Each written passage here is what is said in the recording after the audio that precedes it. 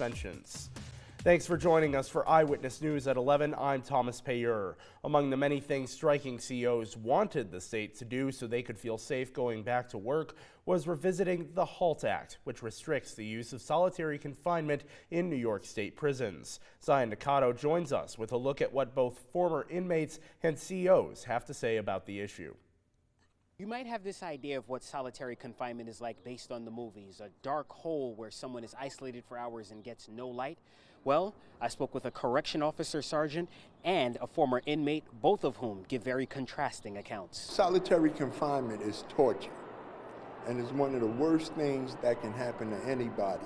In 1998, former veteran Alton Lee got a 25 to life sentence for second-degree murder.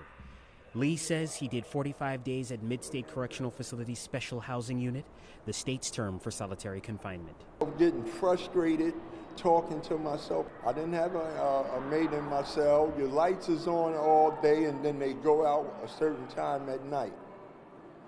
They don't want you to say anything. If you say stuff, you're going to get beat up.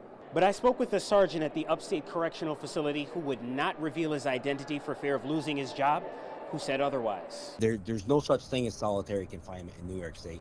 They have a cell. It's 10 by 12 cell. They have their own exercise pen connected to that cell. They're taken out of their cell numerous times a day for medical. They go to call-outs.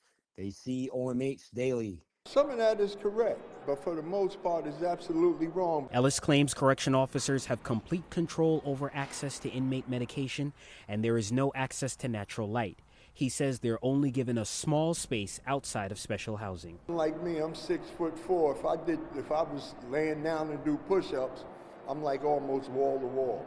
According to docs, prisoners can only spend 15 days in segregated or separated confinement. Via the HALT Act, segregated prisoners must be offered 4 hours of out-of-cell activities and at least 1 hour of recreation daily. They're not like they're locked up in a dungeon. Ellis, meanwhile, was released in 2023 upon getting a degree and facilitating rehabilitation programs. My way of atoning for what I did is coming out here trying to do right, trying to help some other people.